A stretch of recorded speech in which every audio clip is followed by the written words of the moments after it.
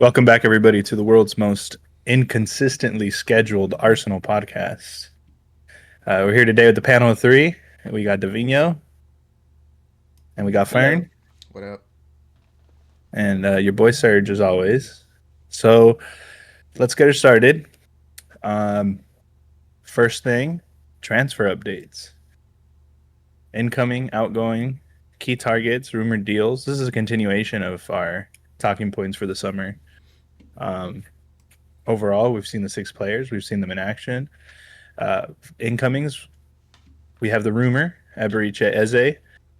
There's some talk about the manager saying he can't guarantee Eze won't leave, and I believe one more rumor that's still heavily linked is Rodrigo, who seems to have changed his mind about leaving Real Madrid. What do you guys think? I think I think that's interesting. Um, with all the latest news from Rodrigo being possibly linked to a move away, um, I, I really don't see it kind of happening anymore. Just kind of the sources which I follow have been pretty pretty absent when it comes to any kind of new updates and any new interests regarding Rodrigo possibly coming to Arsenal, but I think Arsenal are focused on other deals at the moment and just kind of maybe waiting to see if Real Madrid kind of tire out as far as holding back, any type of transfer fee or you know any decision on to move him out. But there's still plenty of transfer window left, uh, and I guess we'll just kind of have to wait and see. Yeah, I mean, I'm all for Rodrigo. I've always been. I've said it, um, even since the last episode.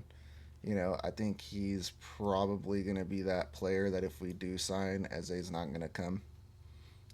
Even if we sign him on loan, I mean, it'd make no sense. He'd rather have his playing time at Crystal Palace, which fair for him because Rodrigo's just going to slot right into that system. Um, I don't even think they would play Martinelli at that point. Martinelli would come on as a sub. But I mean, I'm all for it. I think as an X factor, I'd rather get the Rodrigo signing than the Eze signing. I'll pose this question to you, Fern. Would you want a permanent move for Rodrigo, or would you be okay with possibly accepting a loan deal for him? I think in the way that we did it with Odegaard was probably the best way. We wanted to see how he could adapt. I understand that the leagues are obviously different. Coming from La Liga to the Prem, it's a lot more physical, a lot more intensive. So I would prefer the loan move just to see if he could cope because as you guys have seen with Ceballos, he couldn't cope with it. It was too demanding for him. I think the only thing I'll add to that is I think Rodrigo's in a different stratosphere to the caliber of player he is versus Ceballos. Ceballos was more of a off the bench option, more of a uh, I hate to say like a stand-in, but he wasn't the main man in that midfield, right? I mean, how do you displace Casemiro, Cruz, and Modric, right? So yeah, I think Ceballos is a different, apples and oranges. Rodrigo's his own beast. I think Rodrigo, if I consider him in the world class category, I know that description changes on depending on who you ask, but I think he's one of those players that could really bring that X factor, and he can make a lot of difference. My thing is, if you're Rodrigo, or if you're Real Madrid and you let Rodrigo leave on a loan, you're letting him leave with an obligation. It's like you're going to guarantee that money for the following summer, right? I don't see us getting an option to buy with that deal, with any type of deal. Um, they're going to want that, and my concern, my worry is that William Saliba still hasn't signed his new contract, right? And I'd hate to see him used as a bargaining chip, to get somebody like Rodrigo over. Like maybe working something out where, hey, we get Rodrigo on loan next summer, you get Saliba or something, right? That's what concerns me about the Rodrigo deal. Yeah, but I mean, I get the concern, with Saliba possibly going the other way, but even in like the AFTV, interviews when they were out in Singapore, they specifically asked him like, like how's it going with the negotiations, and he said, that he remained positive, and he's at least telling AFTV that he's looking forward to renewing up and continuing his time at Arsenal. So I really hope that's Hopefully. true and that he's not gaslighting us like Trent Alexander-Arnold did to Liverpool. Right. Right. But I guess that's to be seen until he puts pen on paper and we can finally finalize that and keep him on the payroll for a couple more years. Yeah. But Going back to the conversation about Eze, we talked about how he would not displace, or I'm sorry, how he would displace Martinelli, and how he would want to be guaranteed game time. I mean, there's four competitions we'll be playing in, right? Is there surely not enough game time for Ebericha Eze to come in, start growing into an Arsenal role off the bench and play as a 10 or, or a winger, either or? What we really, really need, well, what we lacked last season was squad depth. So having a high caliber of player as depth is definitely going to do something for us. It's going to guarantee we make it farther in these competitions, right? yeah, I Yeah, would think so. I mean, just kind of based off of last year's season. I mean, we were kind of exposed, when we were playing in the second leg of PSG in the semifinals. So I encourage and I would hope that Arteta is looking to kind of make up for those kind of shortcomings in the transfer window, which to me at least these six signings that we've done so far has been very much on that path towards getting us back to having a more competitive squad, so that we can really make that push in those competitions. yeah. I feel And like as far as the midfield goes, in that role too, where you're saying where Eze could slot into, we also have the potential of Havertz to slide into that position. The depth's there already. So our the way that I see the team right now is we need that left winger. That's the most crucial place that we're actually lacking in at the moment. yeah, I mean, I would agree too, to some extent. I mean, Martinelli, ever since he came back from his injury, hasn't kind of looked like the same player. So, I mean, if we can, remain active in the market and, maybe be op- opportunistic and, find that deal, whether that be, having Eze or that being Rodrigo or even Lookman as an option, I would definitely be okay with that. I mean, these are all solid players. I mean, some may even be considered world class, but I guess that's to be determined. And before we get too far off the topic, what we saw today from Noni Madueke coming off the left versus Yeah. Athletic Club, do we need to go after another left winger? He's one of those ones that you can transition from right and left as we've seen him from the Chelsea squad from where he came, and it's worked great with Chelsea. Look at what they were doing in the Club World Cup. He was switching between the right wing and the left wing. Palmer would run from the right wing into the middle, and they would their whole system shifted. So he was either playing on the right or be playing on the left. So if we And stick him to the left, he's gonna be that player, but we still want just an added person because we need that depth. Like no matter what, we need it because if let's say for instance Martinelli gets hurt and injured again, then you're just gonna tire Madueke out on that left hand side. yeah, but we still got Trussard on the books too, who did a solid job. We do, but there's Um, he's linked to move out. He's linked to go to Brentford, and well, I yeah, mean, I'm assuming that he's already because he's already said yes to their terms as far as his the payment for him. So Yeah, but he's still technically on the Arsenal payroll right now, yeah, as of right now. So he's still an option. But after kind of assessing his meaning Madueke's play today, I really don't see that much of an urgency kind of anymore. Like if we can bring someone in, great, but if not, I think we'll be okay, and then maybe we can explore different options and opportunities in the January transfer market if there's a player available.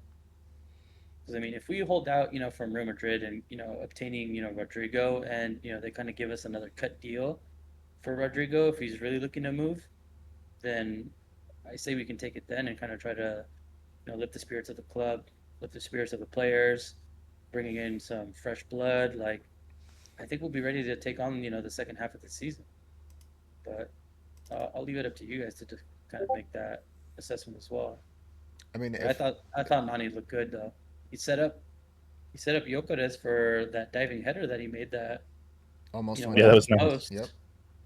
So I mean, it's pretty good to me. He's doing the job. I mean, he was being very active by making some really direct runs, taking on the defender, which we've been crying out for Martinelli to do for the last couple of games. But you know, like I said, I mean, if we can secure another signing on that left hand wing, great. As long as some outgoings are completed as well. Yeah, I feel like the only way that I'd feel comfortable is without that. If we do get that signing and Trossard does leave, then we're good. If not, I mean, Trossard, yeah, he is that impact man coming off the bench, but then you put the predicament of, even if Martinelli's fully fit, who are you going to put in? Are you going to put in Martinelli or are you going to put in Trossard? Say if Madueke starts. I mean, that's why we are on this podcast and Mikel Arteta is calling those shots. It's not our decision to make, but if I'm it was saying up to me, exactly I would. as a fan perspective, who would you rather see slot in right there? I mean, I have a very soft spot for Martinelli. I mean, ultimately, if it was up to me, I would continue starting Martinelli and then have Trossard, if he's still with us, be that impact player like the last 25-30 minutes of the game. But maybe Sergio Well, has a different perspective.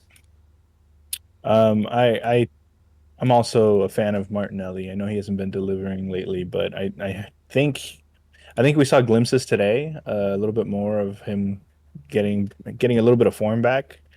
Unfortunately, that's going to be it's not going to be good enough. He's going to have to keep progressing throughout the season. If he can replicate what was it, 23, 24? If he can replicate that, I think we'll be in good shape with our left wing situation. So, like, I guess I'll ask you the question, Sergio. Like, are we like, what are your expectations of him this season? Like, are you hoping for 10 goals plus like maybe 5 assists, like, or are we looking for him just to kind of be more direct, to try to question or ask questions of the defenders and just take them on more one-on-ones, like what would you think would be something that you would want to see out of Martinelli this season if he's our starting left winger. I think we're going to see a little bit more directness. We've heard a lot of talks about Arteta trying to get the ball up the pitch faster in transition, especially with a new number nine, and especially with the way Kai Havertz was able to, make that run in behind today. Um, there's a lot more emphasis on that, and I think that's going to suit Martinelli's game a lot better. Uh, it looks to me like him and Gyökeres are still a little bit in the they're still a little bit like confused, not confused, but they're getting used to playing. What do you think, Fern? Um, I mean, Like, what I do you I expect just from Martinelli this season? Like, what are you hoping for? I just want him to be more direct. I've said it. He needs to just take the man. We've seen him do it. He can do it. We know he can, and we know Yeah, once he gets past them, he can finish it himself if need be. You yeah. know. I guess one moment that kind of stood out to me was I think during the first leg of the PSG semifinal where he did have that opportunity to slot one in, and I'll give credit to Donnarumma just because it was an incredible save, but he was running in, cutting in from the left hand side, had that right footed curl shot, and we thought that that would have been the catalyst for our success, but ultimately, it was either a combination of a poor shot and a great finish, or a great save, or a great save and a poor shot. It could have been any of those kind of combinations. But That's what like I feel like we need to see more of. We need to see more of that from him, and we know he can produce it because he does it at times, but it needs to be more of a constant. that's fair. So I guess we can move on to the possible transfer list on the outgoing side of things. Sergio, what do you think of any possible outgoings? I think our outgoings list right now is pretty much what we have noted down here. Vieira sounds like he's going to Stuttgart. Nelson sounds like he might be on his way to Fulham. Zinchenko attracting interest. Trossard also has interest, and then Sambi Lokonga will be the other outgoing. And we don't know. He hasn't. I don't think he's played a single minute in preseason. So it's obvious Arteta doesn't rate him right anymore. Um, I can't see him getting any more time than like the EFL Cup or maybe an FA Cup if he stays. But I think he might be on the last year of his contract, and so I think a very very low offer or a loan just to get his wages off the books could be a possibility for him.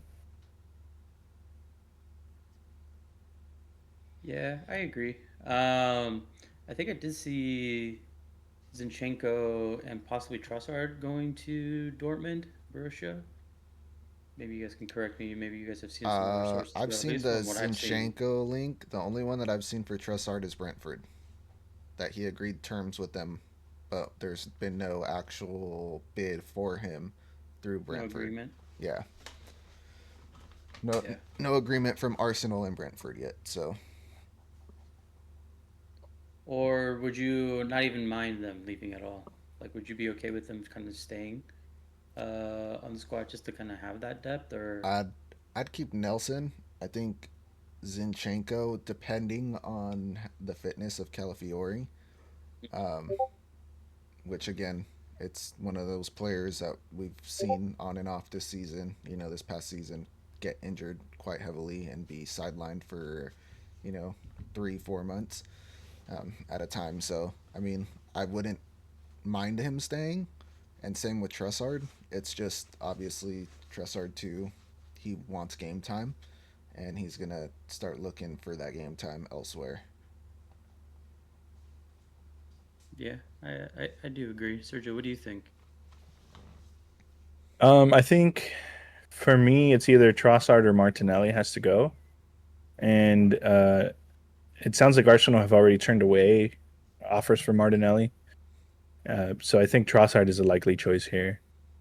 Um, Everybody else, I think Nelson has been a good player for the squad player for us, but unfortunately, like Emil Smith Rowe, I was a big fan of Emil Smith Rowe, but they're just too injury prone.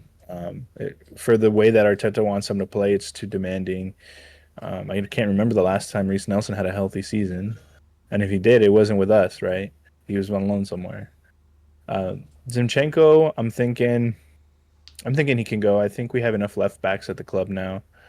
And Lakonga again, who's going to miss him, right? He never made the impact that we were expecting from him. Especially, I forget, maybe it was Company who called him the next Yaya Toure. He just hasn't lived up to it, right? Yep. Yeah, And same for Vieira. He just never hit the potential that he could have, right, in the league. So, from my opinion, they can all go. Um, and we can raise funds and hopefully get Eberechi in. but I guess that's been one of my key issues with just kind of like our transfer strategy is that we heavily outspend what we actually like move on because like If we're even like looking back to this season, Jorginho, free transfer. Chiarantini, free transfer. Thomas Partey, free transfer. Tomiyasu, contract termination.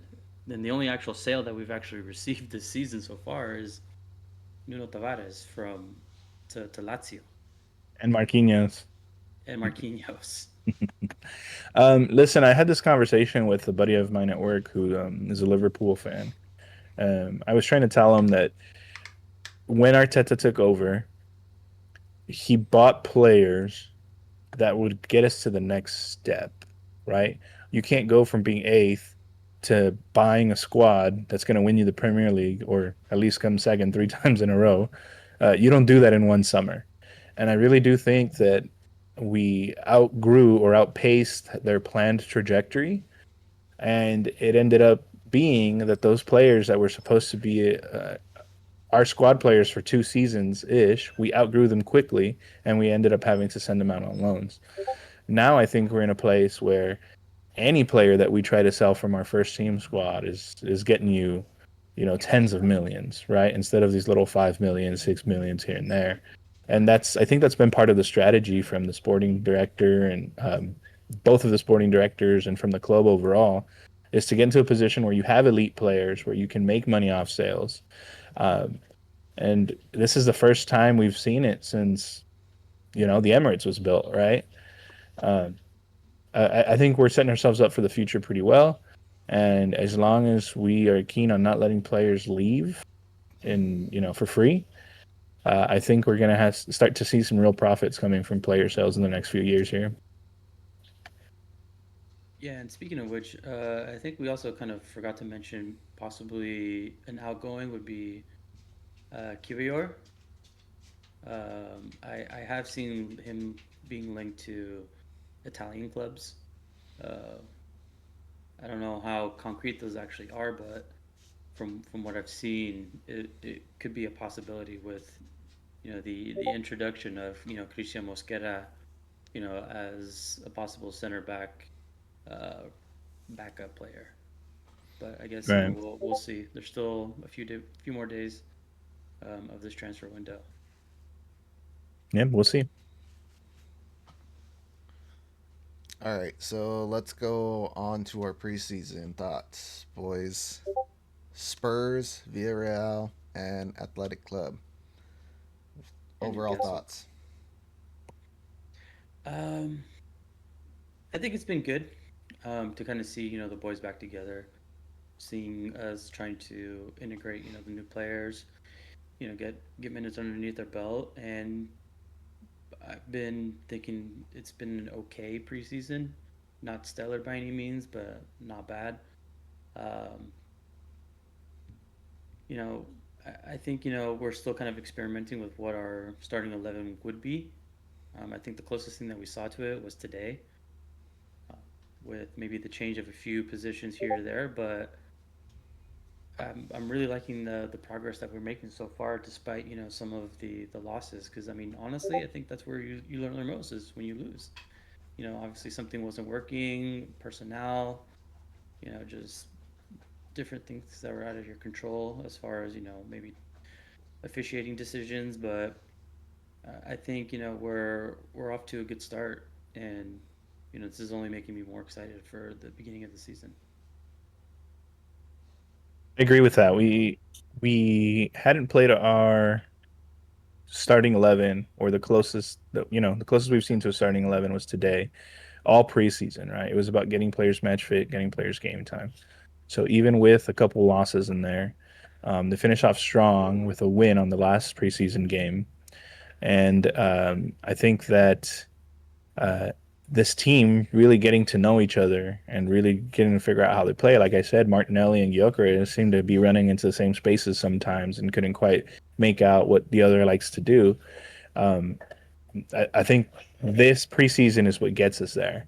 So I think we're in a good place with a good win over Athletic Club, just in time for our next week match against Man United at Old Trafford. So I'm going to be the controversial one here.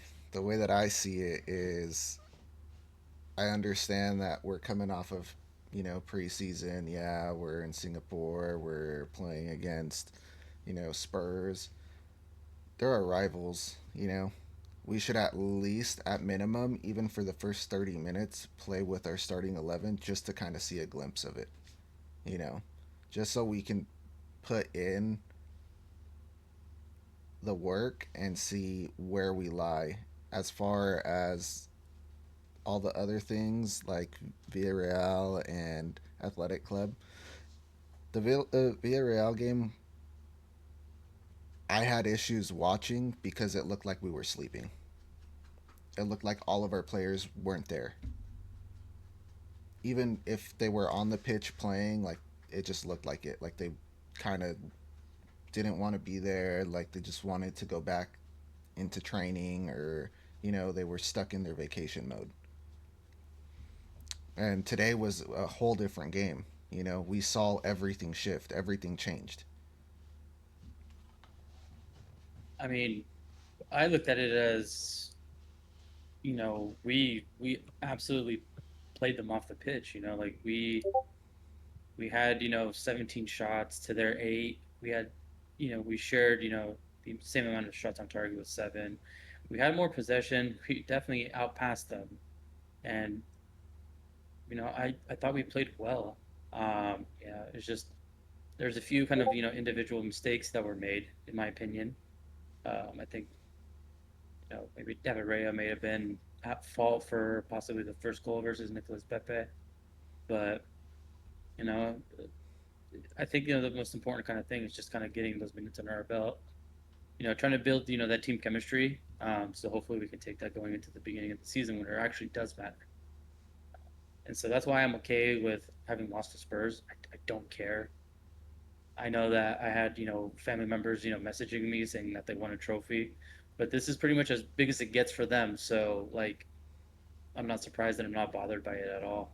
So I'm really not bothered by any losses that we have. Like I said, this is all in just preparation for the beginning of the season where it actually does count and it actually does matter. Like as far as their performances are, like they're still getting up to match fitness. So I'm not trying to give them an excuse, but you know it is what it is. You're not going to win in every single game. So I'm okay with the progression that we've made. I agree. I think there was a reason that we finally looked like a good team today. It was our starting 11, or what we expect to be at least. I think that starting 11 has the highest chance of starting, against Manchester United next weekend. And you could see that things between Rice, Odegaard, and Zubimendi in that midfield is starting to click. It You got works. the partnership of Saliba and Gabriel back, right? Less error prone there. And I think that working out the attack is what's going to get us. It's going to get us good results, right? And they kept coming and saying, "Hey, Gyökeres doesn't score headers, and what does the man do today?" From Scored an a header. assist, from Martin Zubimendi too. Saka's looking sharp, and then Mm-hmm. hey, at the end, Kai Havertz comes on and decides I'm going to get one too, and he bags it, running at full speed at the keeper, and with some pressure on him. Our boy's been in the gym and he holds off a defender and sneaks it past the keeper. So again, obviously, I don't like to lose to Tottenham, but again, I don't think that result was the end of the world. No, definitely not. But maybe Fern, you can maybe provide a little bit more clarity before we move on. Again, like I said, I just wanted to see an actual fight from the team, like that drive to be like, hey, even though we're in a different country, let's put out the first 30 minutes of what we can do. Score at least like 2 goals, have Spurs come in, and Spurs was playing with their entire starting 11, you know, so have them come in, have them try to actually catch up to us and make it entertaining for everyone that did, pay that money, because for currency exchanges and everything, it's a whole different rate. Like you want to get your money's worth. Yeah, but I'll mention too that the goal that they scored was a foul. Like Richarlison clearly tripped up Miles Lewis Kelly, which I mean the referee must have had his blinders on that day, but I mean, we absolutely dominated the game. We had 16 shots to their six. We both had the same shots on target, more possession, more passes, more accuracy, and it was just one of those things where it was just a missed call from the ref. So I don't want to look too much into that because I also want to believe that Miguel Arteta is also kind of holding his cards close to his chest and isn't wanting to kind of reveal you know the strengths that we have. And you know I didn't I really don't care losing to them in this instance. It's not gonna I'm not gonna lose any sleep. It's not gonna make or break our season, but it is what it is.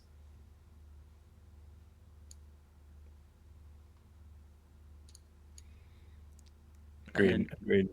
All right, so let's move on to the next one. Is Arsenal ready to win the Premier League? What do you guys think? Thoughts? I'll let Sergio take over this one. I think we're Eberiche Eze and Rodrigo away from putting up a real title fight, right? It's very hard to say just because Liverpool brings in Kirk as Leverkusen, the flying wingback, Frimpong, Frimpong. Frimpong, Or it's Florian Wirtz. They go and they get Ekitike. Um, Probably going to get Isak too. So it's looking like it's going to be tough, but I like what I saw today, and I think we're two signings away from having one of the best transfer windows we've ever seen, along with potential title contenders here. Yeah, I mean, they're a good squad.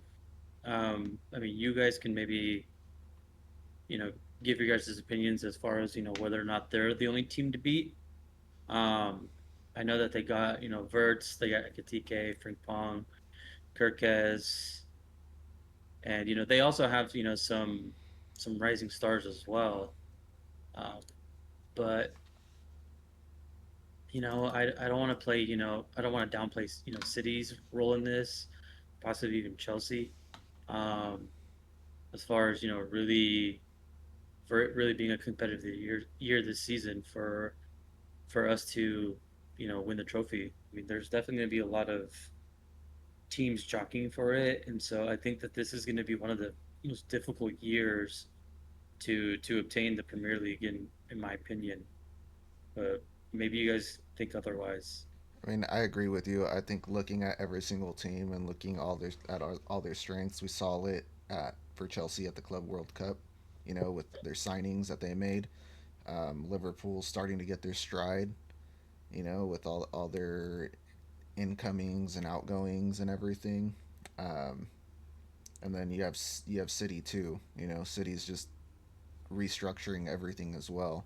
You know, so it's definitely going to be one of those years where we kind of, not to say it in the worst way, where you're going to see teams that are going to be either at the top four at the start of this season, because like we have it, it's a rough start to the season for us, you know. Yeah, but I'd rather get these hard fixtures out of the way early, and hopefully we can I'm not prevail from those. I'm not saying anything like that. I'm just saying it's going to be a harder fixtures for us going into it, you know, opposed to like Chelsea, you know. How so? Can you explain? I think Chelsea's schedule isn't as packed as ours. Like we play um, Man United, then we play Leeds, then we play Liverpool. You know, week Yeah. 3. You know, then we play, I forget what other team we play, and then we play City, and then we play Newcastle, and you know, so it's gonna for sure be a tough one. Like we're gonna get a kind of a gauge on where we're gonna end up sitting. You know. Yeah, what do they normally say? Like, the first 10 fixtures kind of begins to form, how the table kind of looks like, Yep. for throughout the season. But I mean, I'll even, kindly throw in, Manchester United, with what they're building in there as well. with the newest introduction of Shesko, they got Gunya, they got Embuemo, which I mean, they're looking like a better team this season. So I guess we can kind of expect them to kind of be a little bit more of a challenge as opposed to the pushover that they were last season. But I don't know. I kind of want to get Sergio's thoughts on this. I think you're right. There's no way Manchester City's going to be as bad as they were last year, and we saw Chelsea have some sort of structure starting to emerge coming out of the Club World Cup. So if I had to guess at a top four right now, with what we've seen, I would say, ready? I would say Arsenal, Liverpool, City, Chelsea in that order. Obviously I have to say Arsenal, right? Um, but I think we're close. Beyond that, that's when you start getting into your Newcastles, your Villas. I do think Manchester United will also be up there, fighting in those spots. I can't imagine Tottenham being that bad again, especially with Thomas Frank now being their manager. So it's going to be a real fight, and um, I do think that a lot of teams, especially the relegation teams, are going to perform better this season in this season's edition that they did last season.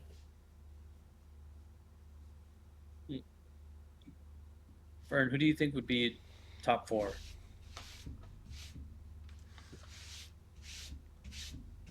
I don't have an actual like fully predicted like here goes this team in this slot and everything. I would say top four for me right now based off of what we're seeing.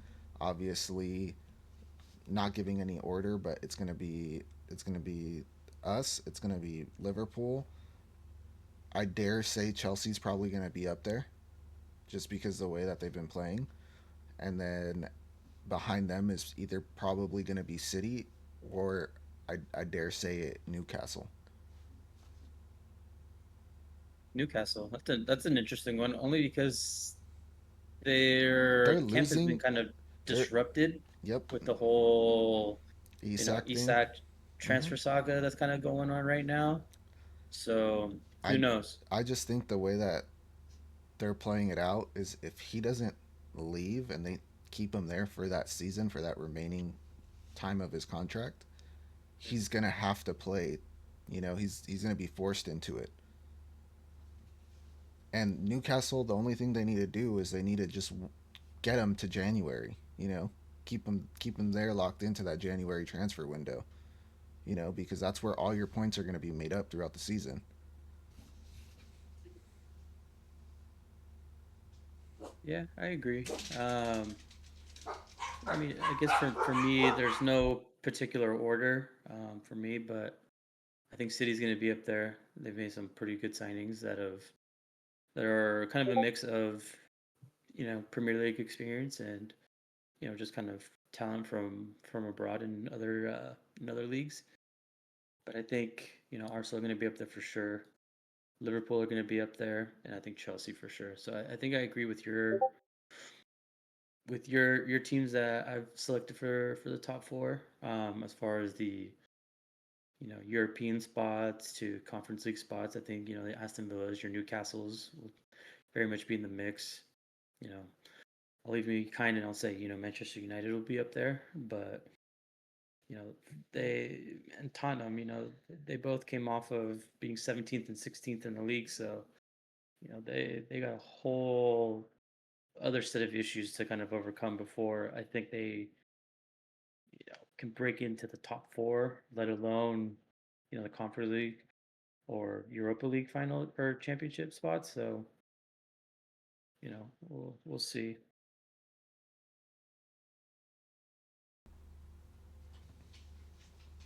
All right, before we get into the other topics, how much time have we been going here? We don't want to carry on too long We're today. right at about 40 minutes. So we got 5 minutes to discuss another topic if you guys want. Sure, let's do it. Where should Arteta's focus be? Attack or defense? I think I'll start this one off. I think what we need to focus on is the attack. You know, You talked about it kind of earlier where he was trying to get the ball as far up the pitch as they can, as quickly as possible. And I think the way we're gonna do that is by focusing on our attack, because coming off of last year, we were solid in defense. You know, I mean, I think we're locked down in defense. Period. We made some very good signings. With bringing in Saliba very young, transferring him out or loaning him out. We've had the surgence of Miles Lewis Skelly, coming out of literally nowhere. It seemed like we have some pretty good backup on the left, center backs with Gabriela Saliba, and Ben White and Timber on the right. I think we're solid. So I think more of the focus should definitely be on the front line, and I think we've done a pretty good job of addressing that so far with the signing of Jokeres and Madueke. But I think there could be still the possibility for more to do. I agree. It has to be attack. Like you guys already said, we had one of the best defenses in the Premier League. We have probably the best center back pairing in the Premier League. Our right and left back options are great. We just picked up the best six, probably one of the best sixes in the world, right? Let's call them top five. And adding to an already established Martin Odegaard and Declan Rice midfield. So it had to be the attack. And we addressed that by going after the best striker in Europe, right? With the best numbers in Europe. And we addressed that by getting a left winger. So now it's about cohesion and it's about can we get one more player, one more wild card player in like Eze or Rodrigo, right? To get in there and create those moments. Eze is known for it, right? When you think he's gonna pass the ball, he'll pull off some kind of cheeky chip or something, or he'll take a player on or score a banger from 20 yards out. And we're missing that kind of thing in the attack. And I think that one more signing that is a quality signing will get us there. Yeah, I think so too. I mean, the midfield we looked dialed in. I like Rice, Odegaard, and Zubamendi, who I think in my opinion is definitely an upgrade to Thomas Partey. I mean, he demonstrated that even today, um, and I'm looking forward to us possibly integrating maybe one or two more players into the squad, but I think we're nearly there, which is an exciting time to be a fan. Um, so yeah, that's kind of where I think I'm at as far as the assessment of preseason and the transfers that we've done so far. all right. Well, I think that closes it out, right? I think that's it. So for everybody tuning in, thanks for watching, thanks for listening. So as always, like, comment, subscribe, all that good stuff, and we'll see you guys on the next one. Our other poorly scheduled or inconsistently scheduled podcast. Thanks, guys.